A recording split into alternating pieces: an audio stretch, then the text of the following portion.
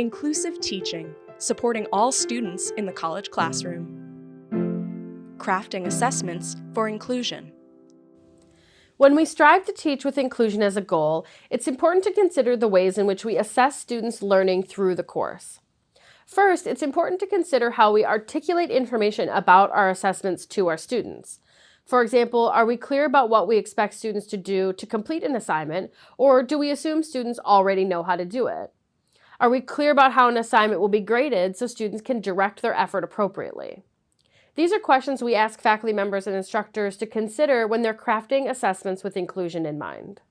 One of the simplest ways that an instructor can make their classroom more inclusive is to set very clear and explicit criteria for student learning.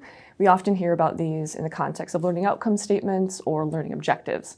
Very clear statements, students will be able to X, Y, or Z, right, with a clear action verb for the kind of learning that they're demonstrating, right, within that context. So I think a lot of instructors, partially due to accreditation standards, have learning objective statements articulated. But one piece that sometimes is less often talked about is also articulating what your expectations are for students before they walk into that classroom. So what do you expect them implicitly to be able to do or know before they get there? So for example, you might have students be working on a research paper in your class, and one of the sort of implicit skills that you really think they can do is write an annotated bibliography or summarize sources and synthesize those into one argument. These are all skills that are quite challenging and require scaffolding and time and support and practice.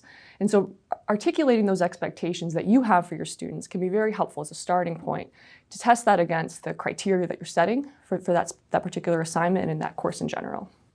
A cornerstone inclusive teaching practice is clearly articulating assessment criteria.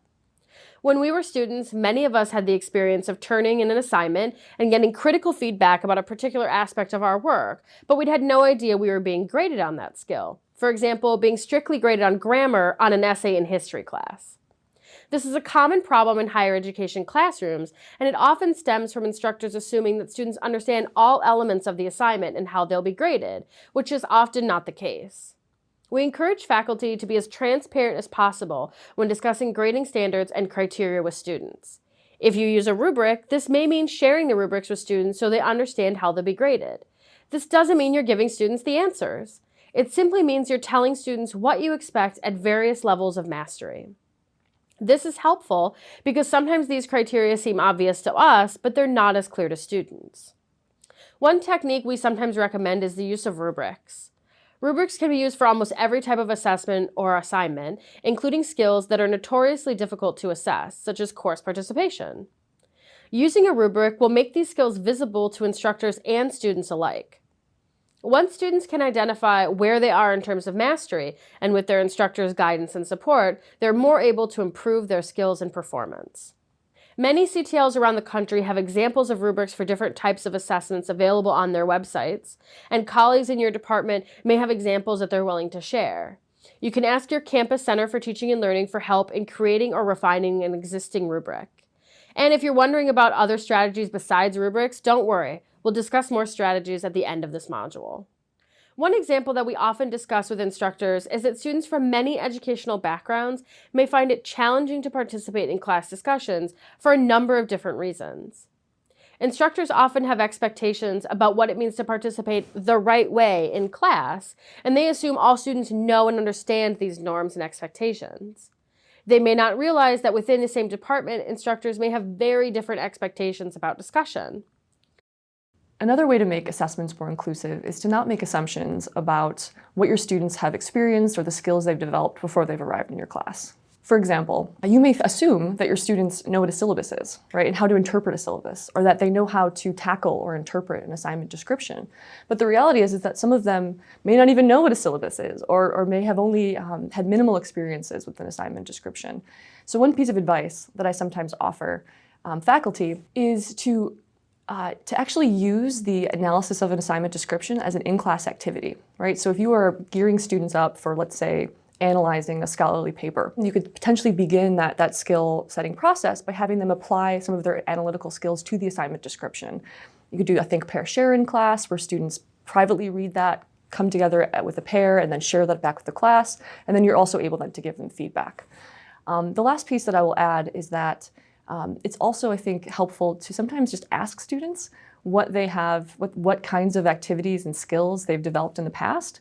This might be as simple as a short survey at the start of the semester or the start of a unit, where you're asking questions about their experience with a particular type of assignment, and then also any questions they have for you that you can then address back to them. In addition to capturing feedback and information from students at the start of an assignment or at the start of the semester, asking them what are your past experiences with this particular type of assignment, it's also really important to capture information at the end of that assignment or that exam. So once they've turned it in or they've completed that exam.